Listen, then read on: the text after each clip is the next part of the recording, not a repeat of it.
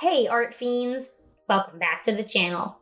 Today I'm going to be diving into another group of my original characters and take you through the history of their creation and the various forms they've taken over the years. This is the second video I've done like this, so if you enjoy this style of video, please go check out the first where I talk about an entirely different group of characters. This time I have only made these timeline drawings of the main 4 characters of this series, since I realized that if I drew every single other character in this story, we would be here for hours. The main 4 are the most important ones anyway, and understanding how they developed will give you a basic idea of the changes that all the other characters went through as well. Unfortunately, there is also not a lot I can say in detail about the story of these characters. This is because I don't want too much information about them to be public knowledge. This story is actually the plot of a young adult television cartoon show that I dream of pitching if I one day have the chance to pitch a TV show. Because of that, I will be keeping plot points extremely vague, but this shouldn't have any effect on describing how the characters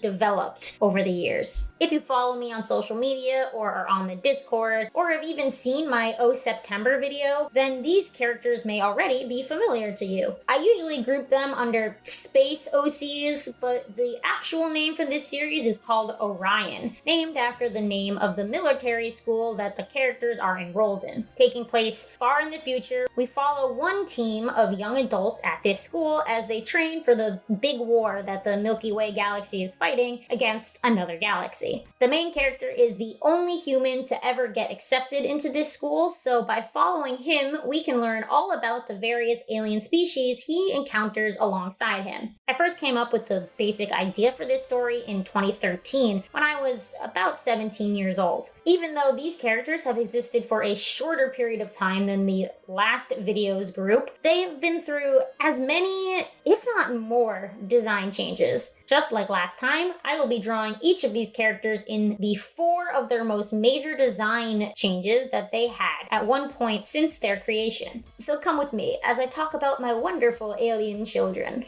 To start this group of characters, we of course must start with the main man of the hour. Aaron is our human protagonist, the leader of his group and the only human to ever get into this school. Humans are one of the dumbest species in the entire galaxy, which is why Aaron getting into this school is such a big deal. Aaron is from a humble farming family in Alberta, Canada. He's super friendly and excitable, wanting to be friends with everyone he meets. He's also a genius, having a photographic memory and can get overly hyper when it comes to learning new things. However, because he has had little contact with other species before joining the school, he doesn't really understand anything about alien culture. Because of his excitement to learn, he sometimes can cross boundaries without even realizing it. Being the leader of his team, Aaron is in charge of making sure their missions are completed without fail. Unfortunately, his team constantly scores the lowest in training. Although he comes across as super sure of himself, Aaron is actually very insecure about his placement in the school. He's seen as a celebrity to the rest of humankind, and there is a lot of pressure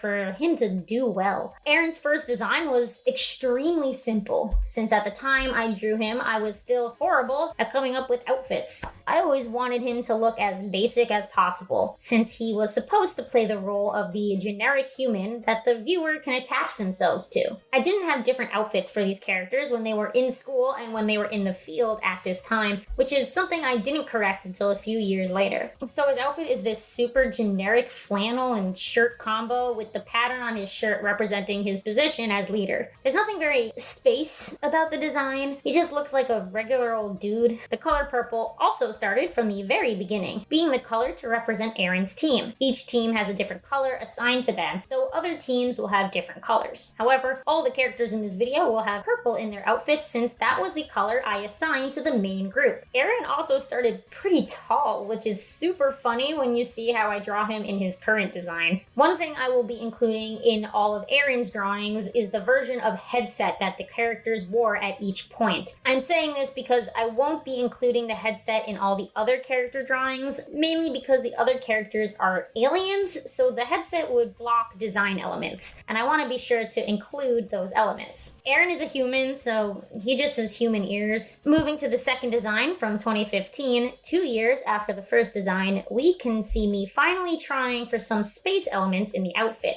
This was the introduction to white in the design, and that stayed a constant from this point on. This is also the start of Erin's very specific hair part, another element that never goes away. And it is also the introduction to Erin's freckles, probably the most important element to his design if I am being honest. This was my first attempt at creating a spacesuit-like outfit, so there were definitely a lot of things happening that didn't need to be there at all. The colors were very all over the place, the introduction to the brown being very out of place. Jumping ahead 2 more years, I'm almost through with college at this point, and I took another stab at changing the outfits of these characters. This one was a lot more put together, and also it was heavily inspired by the uniforms worn by the Voltron Paladins. I was super deep into Voltron at the time, so the influence of that show is very obvious when looking at this version of Erin. However, I still had a whole lot of colors that were probably very unnecessary. And lastly, we have the current design of this character. Although this is how I draw him now, this design actually came into existence around 2018, my final semester of college. At this time, I took this class called Design for Animators 2, the advanced design class offered for my department.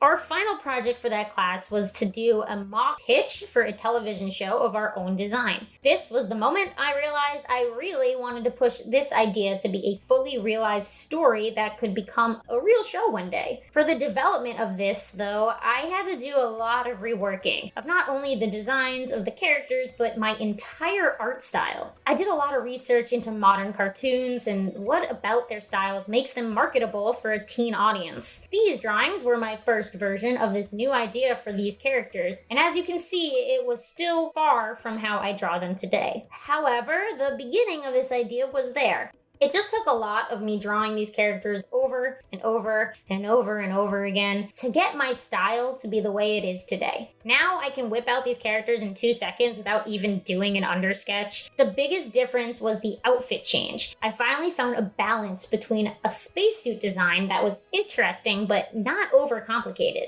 The colors are also a whole lot better, only having 3 colors through the entire outfit design. The pure white was now this off-white purple tinted color. That way, it can change with the different team colors as well. As for Erin himself, he is a lot more refined in his approachable protagonist design. He has become super tiny compared to the older version, and honestly, I love that for him. His entire face is made of circles, making him look super childish, which works perfectly for the innocence that he has. Erin is my go-to doodle character whenever I don't know what to draw. He is a very expressive character, so the possibilities are endless. My 5K subscriber special was also all about Erin. It was a fully animated short featuring Erin as the main focus, and I highly recommend giving that a watch. It will tell you way more about him when you see him in action. Up next for this group is the no-nonsense second-in-command character, Kayla. Her full name is Kayla, but Erin has a hard time pronouncing a lot of the alien names, so he ends up just giving everyone a nickname and they kind of just stick. Kayla's changes are probably the most interesting of all the characters, at least to me. Starting off back in 2013, the first version of Kayla was very human. The only thing setting her apart from a human being her pointy ears and square pupils. At this time, I had no creativity in coming up with new original ideas, especially when it came to things that were supposed to look alien. To 17-year-old me, this was enough to set her apart from being a human. But looking back at it, it's very obviously not.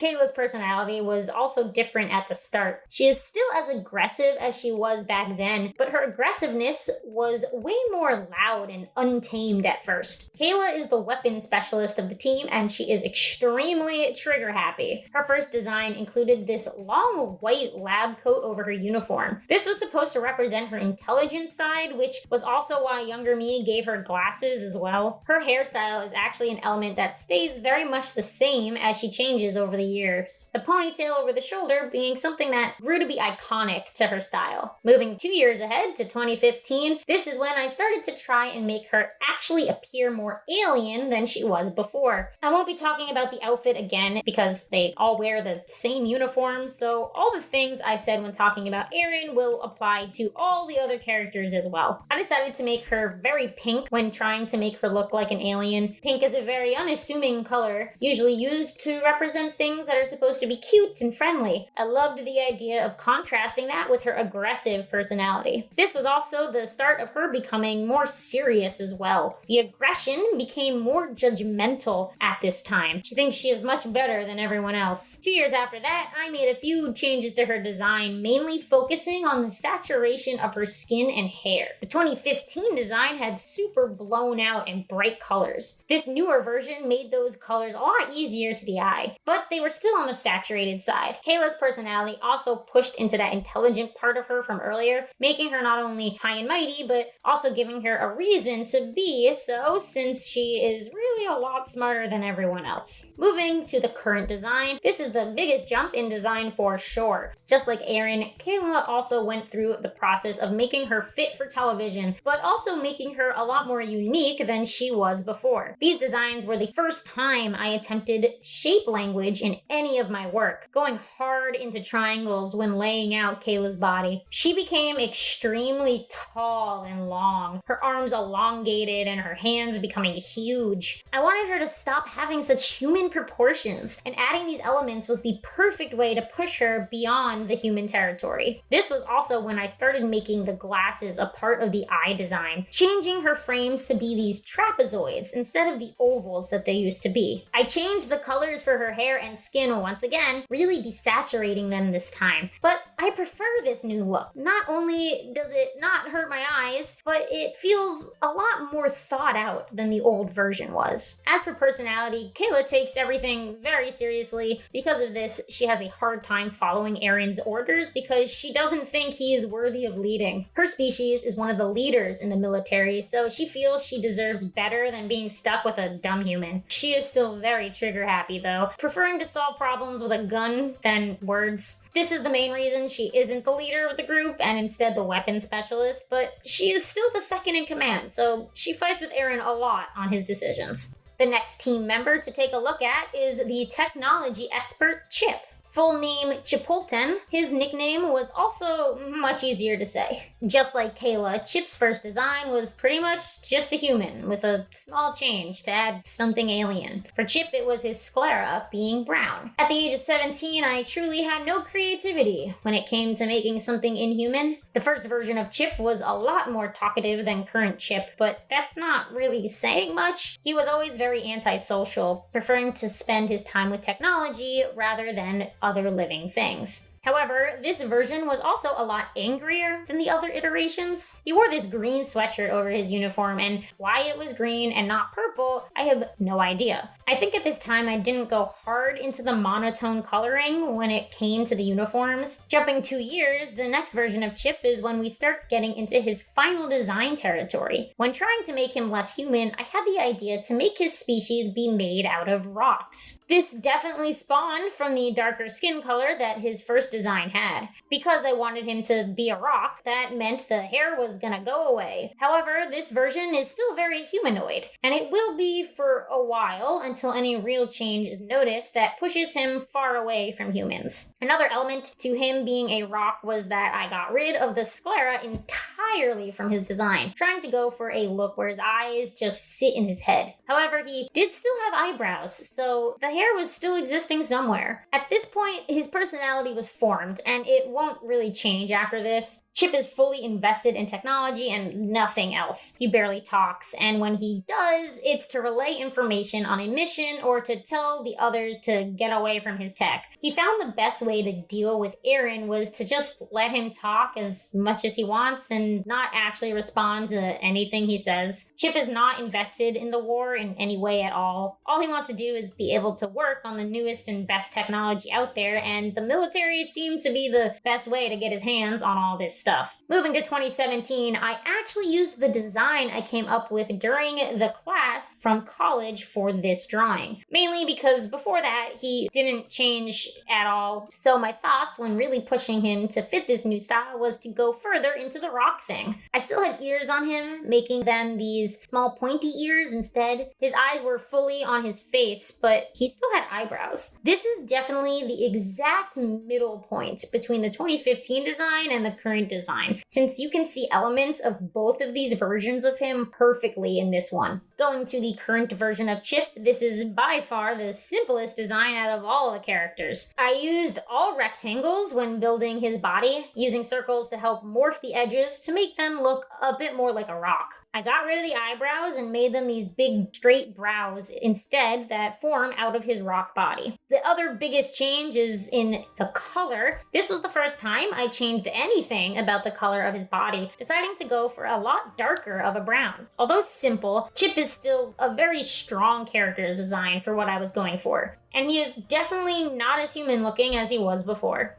For the final character of this military team, we have the lovable Kat. Her full name being Katsuana Lema, Kat is the naturalist on the team. It's her job to know everything about the flora, fauna, and culture of the different planets that they visit. Kat is probably the character that is the farthest from human since the start, but she was still very much just a straight-up anthropomorphic cat. I must have seen Art of Furries and thought that would just be super easy of an idea to use as an alien. Kat will stay in this anthro territory all the way up to her final design, mainly because I once again had no idea how to draw anything that didn't look humanoid for a really long time. I didn't even start implementing art that wasn't anime related into my own art style until I was about 21 years old and I was about to graduate college. The growth in my drawing skills happened a lot later in my life, and that reflected greatly in the types of designs I was creating.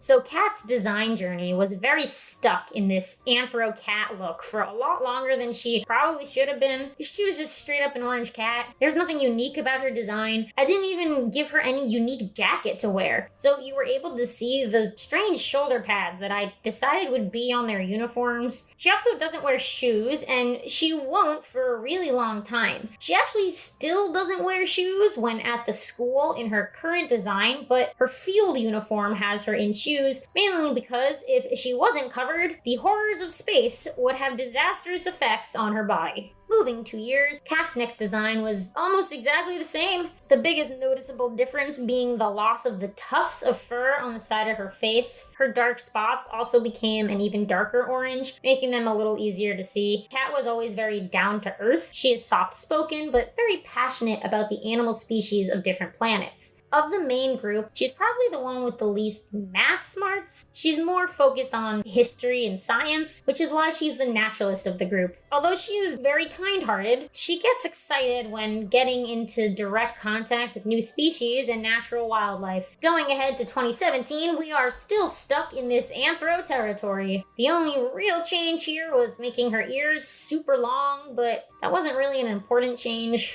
It's when we hit the current design that Kat is suddenly completely different. The idea to make Kat's body into an egg shape was actually thanks to one of my classmates back in the design class I was in during college. We were doing these small group critiques, and I brought up how I wasn't set on Kat's design because she just looked like a furry. My amazing classmate took a shot at her design and came up with this idea to just make her completely round. I was immediately obsessed with this idea, and I thank my classmate every day for coming up with something I never would have thought of myself. The idea to use an egg shape for the various parts of Kat's body was also the kicker I needed to push all the other characters as well. This was the moment that made me actually understand what shape language was. I had been aware of the idea for years, but implementing it into my own work just never really worked out because I could never push my art to be anything but pure anime. Remaking Kat into her wonderfully oval shape that she is today was the defining moment I needed to push past those mental blocks I was having and stop being so afraid to just draw crazy stuff.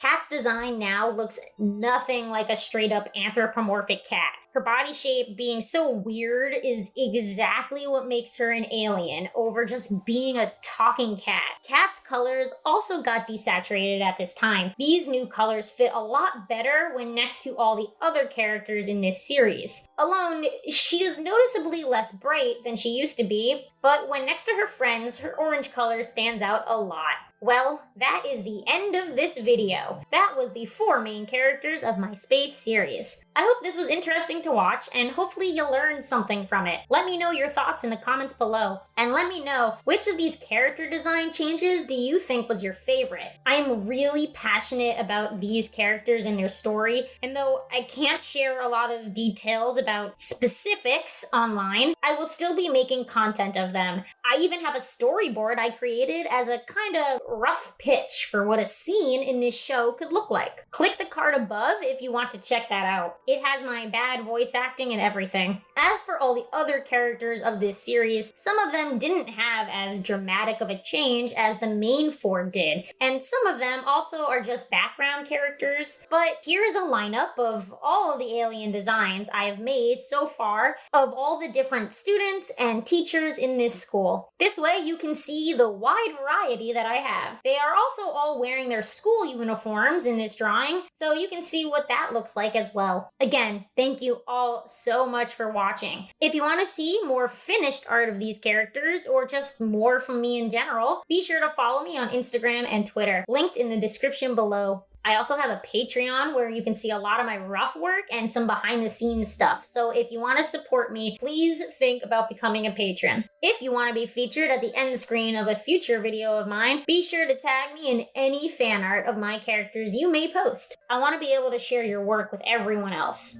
With that, like, comment, share, and subscribe. All the things that the YouTubers say. Peace!